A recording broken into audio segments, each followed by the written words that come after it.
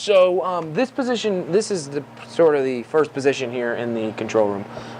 This is where your show's producer will sit. So, for example, today we're filming an episode of Up to the Minute that I produced. So Nick and myself produced, and so I would probably sit here.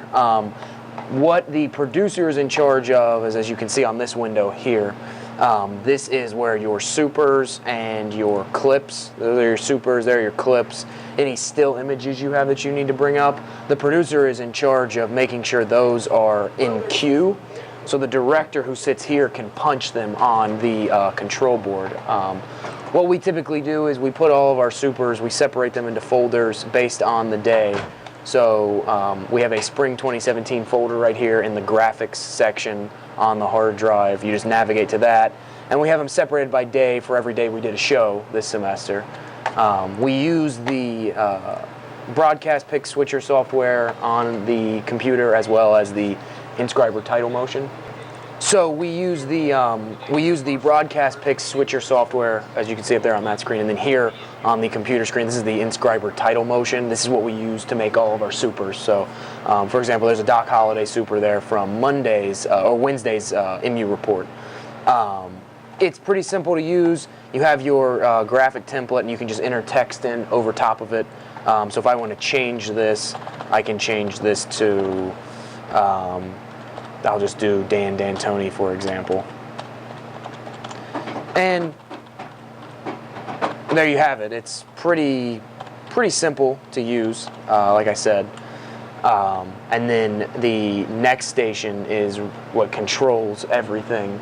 So this is where the show's director sits. This is the switcher that we use that controls everything that's on that window in front of me.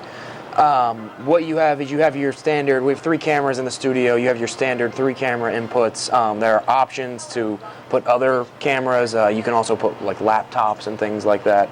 You also have, on this section right here, you have like what I was talking about over here, you have your clips and your stills, and when the producer puts those in queue, the director can then come over here and essentially, boom, just punch them automatically and they'll pop up on screen. On MU Report, we use 3 cameras. So we would start on, for example, this shot right here, and the red means it's in program, which is what you're seeing on television or on the recording when you go back and watch it. The yellow or orange color is what's in preview, so you're just previewing the shot that you could potentially have.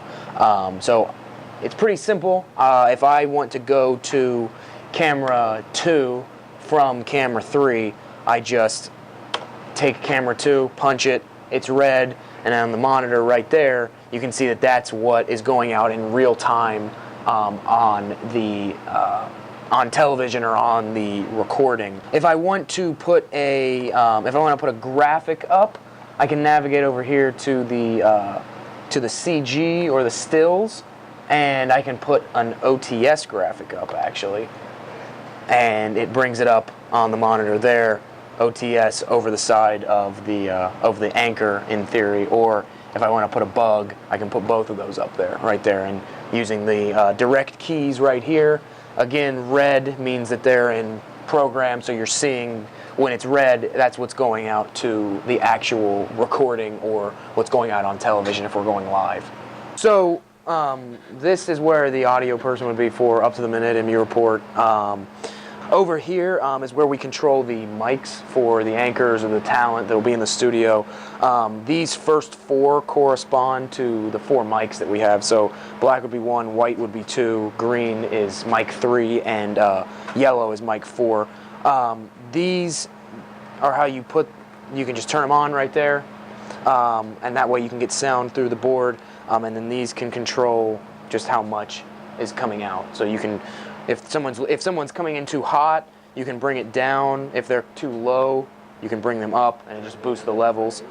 Over here, this actually controls this CD player up here, and what we do is we put our music beds for the shows in the CD player and then play them. So I'll give you a quick example. Right here, controls for the CD player. Obviously, it's your standard CD player. You have your eject button. You just put it in like that. Take out the even. You can actually cue, you can go to the in and the out of the CD based on these two controls, and you can also put the CD in cue. This is the play button, and that will play it from the beginning. Putting it in cue will just let you hear it, and it does not go out to the actual broadcast. When you hit play, this goes out to the actual broadcast. So you hit play there, and I can control the levels of what's coming out from the CD player right here. I'll pause that. And right here in Clips 1, this actually controls the audio output for all of our packages and VOs and SOTs and any video you see on screen. So, for example, I'll come over here and go to Clips 1, and I'll just take this Parlock interview right here, and this.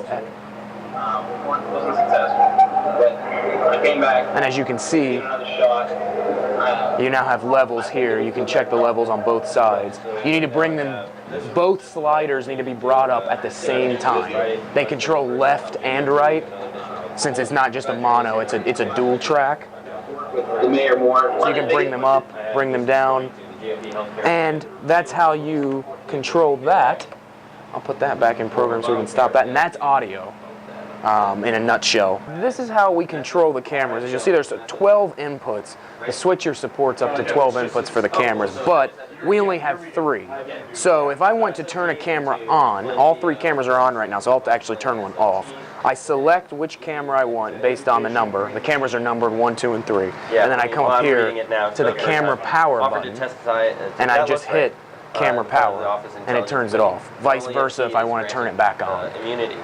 I can also control the iris of the camera in here, how open or close the iris is, and I can also control the master black here from the control room, and that will take out, or as you can see, and also I'll show you the iris as well. So as I'm irising up now, and as you can see, it's considerably brighter. I'm irising down now, so it's considerably darker. It's the same concept as any sort of normal camera. You can just control those settings on these cameras from in here. Alright, so with the teleprompter is pretty simple. We just use the basic standard teleprompter software. You launch it up, you open your prompter file in just a text file or a Word document, and you just copy and paste from screen to screen, and then you can use the handheld controls to control the speed of how fast you can go forward, and you can go backward as well if you need to. Faster the teleprompter, obviously, it moves, the faster the anchor has to read. So sometimes you'll hear during breaks, the anchor will say, hey, can you slow down the teleprompter? Hey, can you speed it up? A slower teleprompter can really cause anchors to trip up a lot because the words they're seeing on the prompter in the studio are not moving as fast as they're needing to move, and it's a very simple thing to do. You just have to make sure that you're following along throughout the broadcast with what goes on because of closed captioning rules.